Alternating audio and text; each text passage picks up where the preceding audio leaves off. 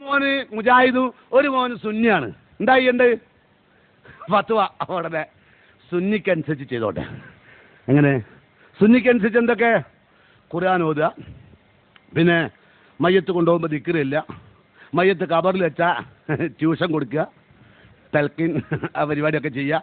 പിന്നെ മയ്യത്ത് മറാടിയിട്ട് 3-ാം ദിവസം നക്കുക, 7-ാം ദിവസം നക്കുക, 40-ാം ദിവസം നക്കുക, 90-ാം ദിവസം നക്കുക, ആണ്ടോടാണ്ട് നക്കുക. അങ്ങനെ ആണ്ട് എത്രത്തോളം ആളാൻ കഴിയും അത്രത്തോളം ആണ്ട് നക്കുക. ഇതൊക്കെ ആളുടെ അനുസരിച്ച് ചെയ്തോളുക. അതൊക്കെ എന്നിട്ട് നമുക്ക് തന്ത്രപരമായിട്ട് അവനോട് മെല്ലെ പറയാം തിന്ന് കഴിഞ്ഞിട്ടേ. അങ്ങനെ ഉണ്ട് ചില ടീം. ഞാൻ നമ്മൾ ഈ മൗലൂദൊക്കെ നടത്തുമ്പോഴേ ചില ആൾക്കാർ ഞാൻ ചോറ് കഴിച്ചു, ചോറ് തെറ്റല്ലല്ലോ ആണോ, ചെല്ലിയിട്ടില്ല തോന്നു ഇല്ലേ? അങ്ങനെ എന്താ ചെല്ലുന്നത്? മുഹമ്മദ് നബിയോട് നേർക്ക് നേർക്കാം. أنت غفار الخطايا للذنوب الموبقات أنت غفار الخطايا മുഹമ്മദ് നബിയെ, അങ്ങ് അള്ള പോലും പൊറുക്കാത്ത പാവം പൊറുക്കുന്ന ആളാ. അങ്ങനെ മൂബിക്കത്തായ പാവം അള്ള പൊറുക്കൂല, പക്ഷെ നിങ്ങൾ പൊറുത്തു തരും. അങ്ങനെയുണ്ട് മുഹമ്മദ് നബിയോട് പറഞ്ഞത്. ഈ ബെയ്ത്ത് ചൊല്ലി ഉണ്ടാക്കിയ ചോറ് മുജാഹിദാണെന്ന് പറഞ്ഞോൻ തിന്നൂല. ഓനവിടെ ബഹിഷ്കരണം വരുത്തും. ചോറിനോടല്ല ബഹിഷ്കരണം, അതേത് ആവശ്യത്തിന് വേണ്ടി ഉണ്ടാക്കിയോ ആ ചോറവൻ തിന്നൂല. എന്താ നേരെ മറിച്ച് ചില ആൾക്കാരെന്താ അറിയാ, ചോറിനോട് ദേഷ്യം പിടിക്കാൻ പറ്റുമല്ലോ, ഞാൻ ചോറ് തിന്നു ചെല്ലില്ല. ചിലവരും നിങ്ങളുണ്ടോ, ചിലവർക്ക് പള്ളിക്കൽ കൂട്ടുപ്രാർത്ഥന പാടില്ല. ചില മുജാഹിദ് എങ്ങനെ ചെയ്യാറിയോ, ഓരോ പള്ളിയിൽ പോയി കുടുങ്ങി നിൽക്കുക, എന്നാ അങ്ങനെ നിൽക്കുക. ഇതെന്താ കാണോ? ആണ്. കയ്യൊന്നിച്ചണോ? ഇല്ല. പിന്നെന്താ കാട്ടുന്നത്? പിരിക്കുകയാണ്. ഓരോ സ്വഭാവം പറഞ്ഞിട്ടില്ല നിങ്ങൾ. ഇയാളെ പേരാണ് ഗുളിക മൗലവി. ഇവിടെ പ്രസംഗിച്ചു കൊണ്ടത് ഒന്നുമല്ല, അത് ഗുളിക കച്ചവടം ഒന്നുമല്ല. പിന്നെ റമദാൻ മാസത്തിൽ ഗുളിക കുടിച്ചാൽ നോമ്പ് മുറിയില്ല എന്ന് പറഞ്ഞ ആളാണ്. ഗുളിക കുടിച്ചുമ്പോൾ അതിന്റെ ഷർത്താണല്ലോ വെള്ളം കുടിക്കൽ, അത് വേറെ വിഷയം. അപ്പൊ പിന്നെ ഇഷ്ടം പോലെ വെള്ളം കുടിക്കുക എന്നുള്ളത് വ്യംഗ്യമായിട്ട് സമ്മതിക്കുന്നു. ഏതായിരുന്നാലും അയാൾ എന്തൊക്കെയാ പറഞ്ഞത്? 3-ാം ദിവസം നക്കുക, 7-ാം ദിവസം നക്കുക. നമ്മൾ തിന്നലാണ്. നക്കല് ആരാണ്? വളഞ്ഞ വാലുള്ള ജീവി ഉണ്ടല്ലോ, അതാണ് നക്കല്. അസ്ഹാബുൽ ബിദഅ കിലാബുന്നാർ. അർത്ഥം എല്ലാവർക്കും അറിയും ചെയ്യും. മനസ്സിലായില്ലേ? വർഗസ്നേഹം ഉണ്ടെങ്കിൽ പറഞ്ഞാൽ പോലെ. അപ്പൊ ഇയാളോട് പറയാണ് അടിയന്തരത്തിനാണ് ചൂടാകുന്നത്.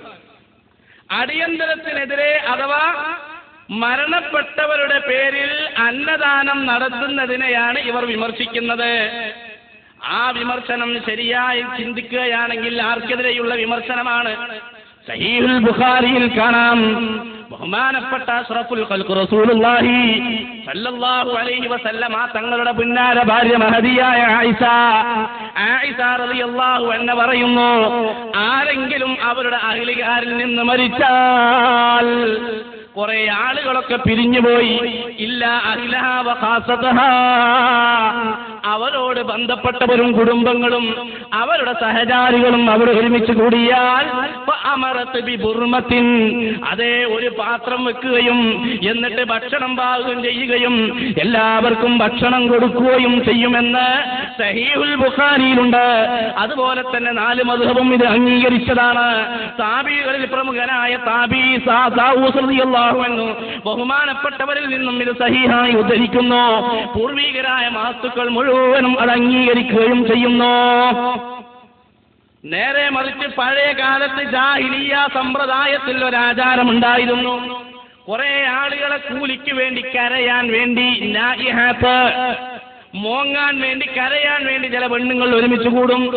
ആ ഒരുമിച്ച് കൂടിയ പെണ്ണുങ്ങൾക്ക് വേണ്ടിയിട്ട് ഭക്ഷണം കൊടുക്കാൻ ചില സമ്പ്രദായം, ചില ആചാരം പഴയ കാലത്തുണ്ടായിരുന്നുവെങ്കിൽ അതിനെതിരെ ഫുഖഹാക്കൾ പറഞ്ഞതിന് ഇവിടേക്ക് എങ്ങനെയാണ് ഫിറ്റാക്കുക?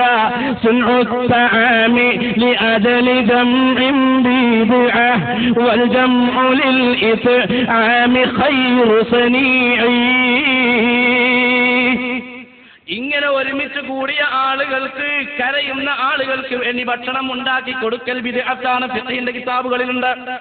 والجمع للإطعام خير صنيع. ഭക്ഷണം കൊടുക്കുക എന്ന ഉദ്ദേശത്തോടെ കുറച്ച് ആളുകൾ വിളിച്ചു വരുത്തല് അത് നല്ല പ്രവർത്തനമാണ്. അബൂദർ ഗിഫാരിയുടെ സംഭവം താരീഖ് ഉമമുൽ വൽ മുലൂക്ക് എന്ന ഗ്രന്ഥത്തിൽ സഹിഹായി റിപ്പോർട്ട് ചെയ്തത് കാണാം.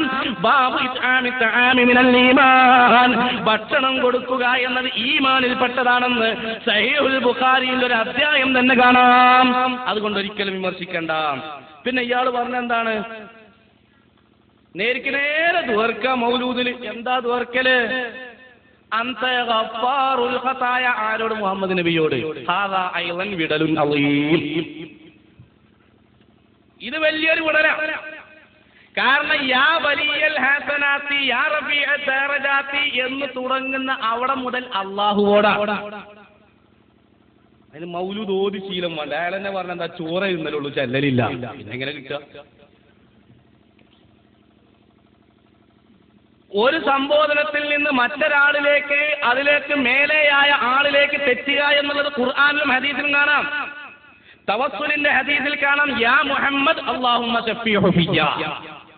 അവിടെ യാ മുഹമ്മദ് എന്നുള്ളതിന് ശേഷം അല്ലാഹുമ്മ എന്നുള്ളത് മുഹമ്മദ് നബിനെ അല്ലാഹ് എന്ന് വിളിച്ചതാ. അങ്ങനെയാണോ? തുർമുദിയിലില്ലേ, ഇബ്നു മാജയിലില്ലേ, അംഗീകൃതമായ ഹദീസ് അല്ലേ, സഹീഹ് അല്ലേ, ഇങ്ങനല്ലേ?